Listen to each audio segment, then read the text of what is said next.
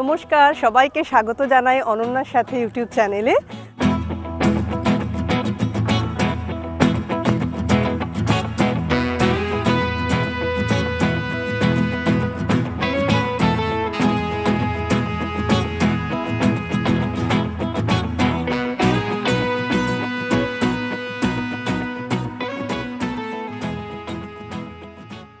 আজকে চলে এসেছি ভীষণ সুন্দর একটা জায়গায়, দেখেই বুঝতে পারছেন পুরো জলের মাঝখানে। একদম গরমকালের একটা বিকেল বা একটা সন্ধে কাটানোর জন্য এর থেকে ভালো জায়গা আর হয় না। তবে এখন সন্ধে, কিন্তু আমরা কিন্তু বেরিয়েছি বিকেলবেলা, ঘুরেছি আরও বেশ কিছু জায়গা, সেগুলোও তুলে ধরবো। আর এখানে এসে কি করলাম সেটাও তুলে ধরবো। চলুন শুরু করা যাক। ঘড়িতে এখন বিকেল 3:30। এয়ারপোর্ট 1 নম্বর থেকে রওনা হয়ে পড়েছি একসাথে বেশ কিছু সুন্দর জায়গা ঘুরে দেখব বলে। এবার আমাদের সাথে রয়েছে মা বাবাও, তাই এমন জায়গা বেছেছি যা বয়স্ক থেকে বাচ্চা সকলেরই ভালো লাগবে। সিটি সেন্টার 2 থেকে এগিয়ে ক্রসিং থেকে ডান দিকে বেঁকে গেলাম, চলে এলাম নিউ টাউনের শ্রীরাম মন্দিরে। এয়ারপোর্ট থেকে গাড়িতে সময় লাগলো 20 মিনিট মতো। মন্দিরে ঢোকার জন্য কোনো প্রবেশ মূল্য নেই। মন্দির রোজ খোলা থাকে সকাল 7টা থেকে 12টা, বিকেল 3টে থেকে 9টা। মন্দিরে ঢুকেই দেখা মিলবে সুউচ্চ হনুমানজির মূর্তি, যে মূর্তিটি নিউ টাউনের রাস্তায় আসা যাওয়ার পথে অনেক দূর থেকে চোখে পড়ে। আপনাদেরও হয়তো নিশ্চয়ই পড়েছে। দূর থেকে মূর্তিটি দেখতাম আর ভাবতাম কবে এখানে যাব, মন্দিরটা কেমন সেটা ঘুরে দেখব। আজকে আসতে পেরে ভীষণ ভালো লাগছে। হনুমান মন্দিরে চলে এসেছি এখন আমরা বিকেলবেলা এসেছি, মন্দির খোলা, পুজো দিতে পারবো। কি পাবো না পাবো আমি সাথে করেই একটু ফুল মিষ্টি নিয়েই এসেছিলাম। তবে আপনারা যদি নাও আনেন, এখানে অনেক দোকান আছে, সেখান থেকে কিনে নিতে পারবেন। ভিতরে যাওয়া যায়। আমি আমার বাড়ি থেকে আনা ফুল, লাড্ডু, ধূপকাঠি, মোমবাতি নিয়ে চললাম মন্দিরের ভিতরে। তবে পুজোর সামগ্রী কেনার দোকান মন্দির চত্বরেও রয়েছে, মন্দিরের বাইরেও পেয়ে যাবেন। মন্দিরটায় ঢুকেই মন ভরে গেল।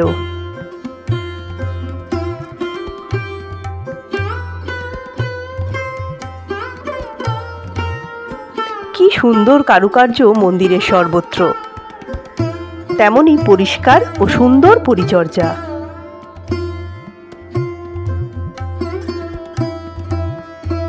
পুরোহিত সবসময়ই থাকেন, নামগোত্র বলতেই পুজো করে দিলেন। কোনো লাইন নেই, ভিড়ভাট্টা নেই। পুজো দেবার যেটা সব থেকে ভালো লাগলো, দক্ষিণাও নিজের খুশি মতো দিতে পারেন, সেটা নিয়েও কোনো জোরাজুরি নেই।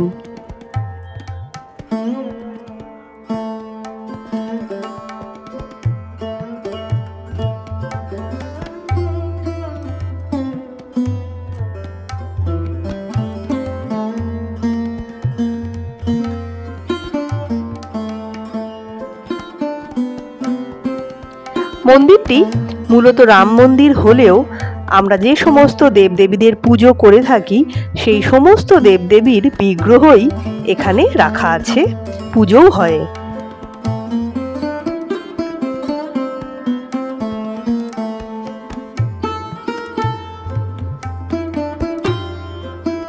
রয়েছে সুন্দর জগন্নাথ, বলরাম, সুভদ্রার বিগ্রহ।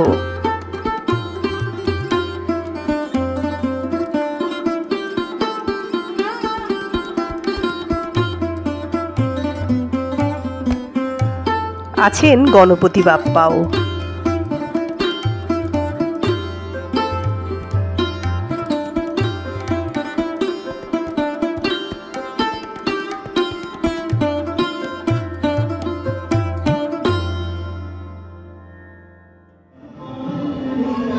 কোথায় যাচ্ছি শুনু?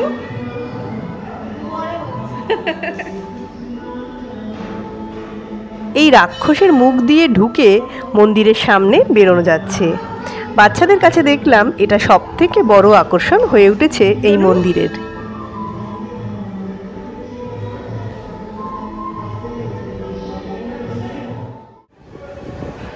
মন্দিরের ভিতরে কিছু জ্বালানো নিষেধ, তাই মন্দিরের সামনে সিঁড়ি দিয়ে নেমে এই নির্দিষ্ট স্থানেই ধূপকাঠি মোমবাতি জ্বালাতে হবে।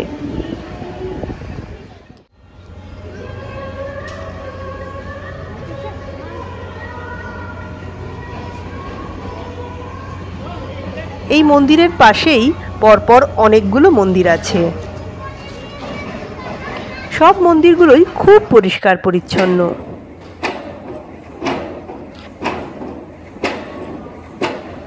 মন্দির চত্বরে পানীয় জল, বসার জায়গা, পরিষ্কার ওয়াশরুম সবকিছুর সুব্যবস্থা আছে।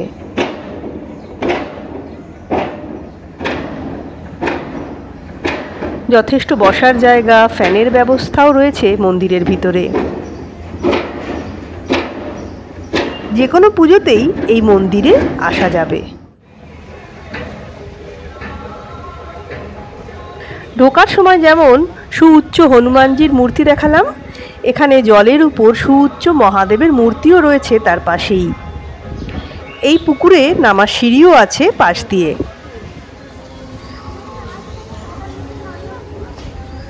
গরম গরম সিঙ্গারা ভাজছে বিকেলবেলা, চাইলে এখানে স্ন্যাক্স, চা খেতে পারেন। পাবেন আরও টুকিটাকি বেশ কিছু জিনিস।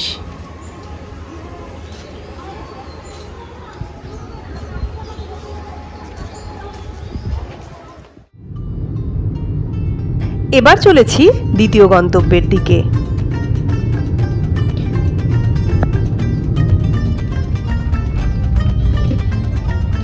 নিউ টাউনে বিশ্ব বাংলা গেটকে ডান দিকে রেখে রবীন্দ্র তীর্থের পাশ দিয়ে ক্যান্ডার আইটি পার্ককে বাঁ দিকে রেখে চলে আসুন সাপুরজি বাস স্ট্যান্ড। বাসে করে বা বিশ্ব বাংলা গেট থেকে ডাইরেক্ট অটো করেও আসতে পারেন সাপুরজি। আর সাপুরজি মোড় থেকে অ্যাপোলো ফার্মেসির পাশ দিয়ে একটু এগিয়েই পৌঁছে গেলাম আমাদের দ্বিতীয় গন্তব্য ইস্কন মন্দির। সকাল 8টায় মন্দির খোলে। দুপুরে ভোগের পর মন্দির কিছুক্ষণের জন্য বন্ধ থাকে, আবার বিকেল 4টেয় মন্দির খুলে যায়। আমরা বিকেল আর সন্ধ্যের সন্ধিক্ষণে পৌঁছালাম এখানে। মন্দির খোলা, তবে সন্ধ্যা আরতি শুরু হবে সন্ধ্যে 6:30টায়। আস্তে আস্তে ভক্তরা আসতে শুরু করছে সেই জন্য। এমনিতে বসার জায়গা আছে অনেক, ঠান্ডা পানীয় জল, পরিষ্কার ওয়াশরুম, গিফট শপ, টুকটাক খাবারের দোকান সবই পাবেন মন্দির চত্বরে। এই জায়গাটিতে এমনিতে বসা যায়, তবে এখন দেখছি সুন্দরভাবে বেদিটা সাজানো, কারণ নৃসিংহ পুজো হয়েছিল তাই বেদিটি সাজানো রয়েছে। আমরা নিউ টাউনের ইস্কন মন্দিরে, ভীষণ সুন্দর পরিবেশ। সন্ধ্যা আরতি শুরু হয়েছে, সন্ধ্যা আরতি দেখলাম, এখনও সন্ধ্যা আরতি শেষের দিকে। পুরো পরিবেশটাই ভীষণ সুন্দর, মানে একটা বিকেলবেলা বা সন্ধেবেলা আসলে কিন্তু খুব ভালো লাগবে।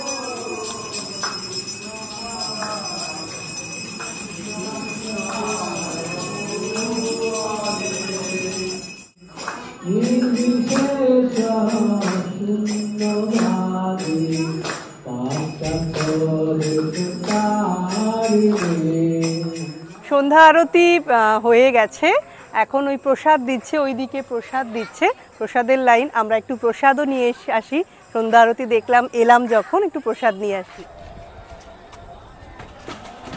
এই প্রসাদটি বিনামূল্যে লাইনে দাঁড়িয়ে থাকা প্রত্যেককে দেওয়া হয়, তবে দুপুরে বা রাতে 60 টাকা ও 100 টাকা কুপনের বিনিময়ে আপনারা এখানে ভোগ খেতে পারেন।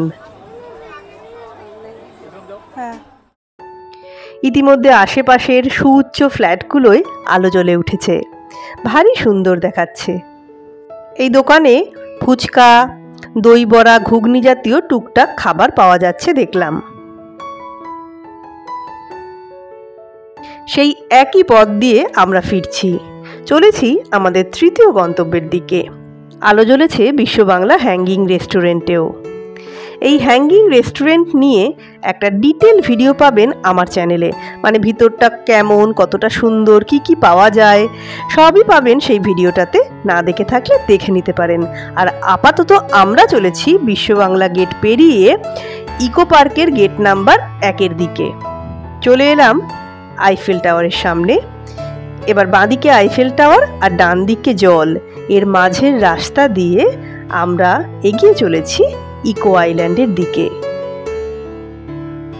এখানে আসার জন্য কোনো এন্ট্রি ফি নেই, শুধু গাড়ি নিয়ে এলে পার্কিং চার্জ দিতে হবে। 2 চাকার জন্য পার্কিং চার্জ 30 টাকা আর 4 চাকার জন্য 50 টাকা। চলে এসেছি আমরা ইকো আইল্যান্ডে।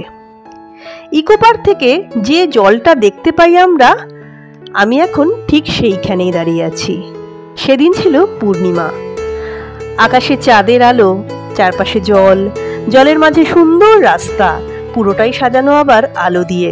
সব মিলিয়ে নজর কাড়া একটা পরিবেশ ছিল। চলে এসেছি আমরা ক্যাফে একান্তেতে। যাচ্ছি আমরা এখন এই জলের ওপর, সাঁকোর ওপর দিয়ে। আমরা ওই যে দেখা যাচ্ছে আইফেল টাওয়ার, আর সুন্দরভাবে একদম গরমকালে একটা ঘুরতে আসার জন্য, একটা উইকেন্ড বা একটা বিকেল কাটানোর জন্য একটা পারফেক্ট ডেস্টিনেশন।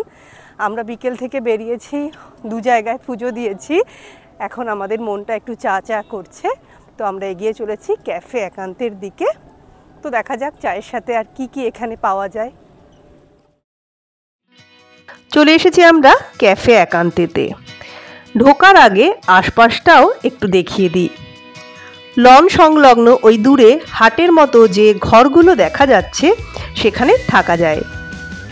আর এই যে সাদা হলটা দেখা যাচ্ছে সেটা বিভিন্ন অকেশনে, যেমন বার্থডে, ম্যারেজ অ্যানিভার্সারি বা যে কোনো অনুষ্ঠানেই ভাড়া নেওয়া যেতে পারে।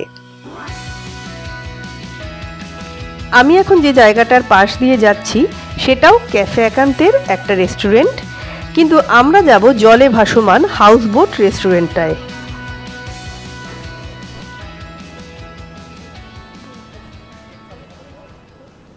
আমরা ক্যাফে একান্তেতে, ক্যাফে একান্তের হাউসবোট রেস্টুরেন্টে। এটা খুব সুন্দর রেস্টুরেন্টটা। এছাড়াও একটা ওইদিকে ইন্ডিয়ান রেস্টুরেন্ট আছে, আর এই হাউসবোট রেস্টুরেন্টটা হচ্ছে পুরোপুরি চাইনিজ।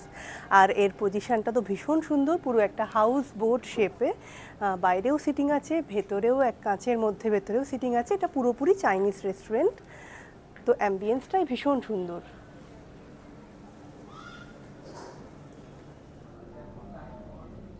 এই হলো রেস্টুরেন্টের ভিতরে সিটিং এরিয়া, বাইরেও চাইলে বসতে পারেন। রেস্টুরেন্টটা সোমবার বাদে প্রতিদিন দুপুর 1টা থেকে রাত 10টা অবধি খোলা থাকে। স্টার্টারে আমরা অর্ডার দিয়েছিলাম chicken sweet corn soup, dry chilli chicken ও চিলি ফিশ, আর মেন কোর্সে দিয়েছিলাম mix Hakka noodles, kung pao chicken, prawn with choice of sauce. খাবারগুলো পরিমাণে ও স্বাদে বেশ ভালো ছিল। ওটা হচ্ছে মাদার্স ওয়াক্স মিউজিয়ামটা, ঠিক তার উল্টো দিকেই হচ্ছে এই হাউসবোট রেস্টুরেন্টটা। অ্যাম্বিয়েন্সটা কিন্তু ভীষণ সুন্দর। ওই যে ওয়াক্স মিউজিয়াম একদম জলের ওপরে, শীতকালেও কিন্তু দিনের বেলা এখানটা ভীষণ ভালো লাগবে। তবে না খেলেও আপনারা ইকো আইল্যান্ডে আসতে পারেন ও ঘুরে দেখতে পারেন। আমাদের সন্ধেটা কিন্তু আজকে বেশ অন্যরকম কাটলো। গরমকালেও যে আমরা এসেছি সেটা কিন্তু বুঝতে পারা গেল না, হাওয়া আছে বেশ ভালো। আর এরকমই সুন্দর সুন্দর জায়গা যদি আমার সাথে ঘুরতে চান তাহলে আমার চ্যানেলটি অবশ্যই সাবস্ক্রাইব করবেন, ভিডিওটি ভালো লাগলে লাইক শেয়ার করবেন। এবার তবে ফেরার পালা। ভিডিওটি ভালো লাগলে সাবস্ক্রাইব করবেন আমার চ্যানেলটি, আর দেখতে থাকবেন আমার চ্যানেল অনন্যার সাথের ভিডিওগুলো। দুদিকে সুন্দরভাবে সাজানো গাছের সারির মধ্যে দিয়ে হরিণালয়কে পাশে রেখে ছুটে চলেছে আমার গাড়ি বাড়ির উদ্দেশ্যে। সবাইকে জানাই শুভরাত্রি।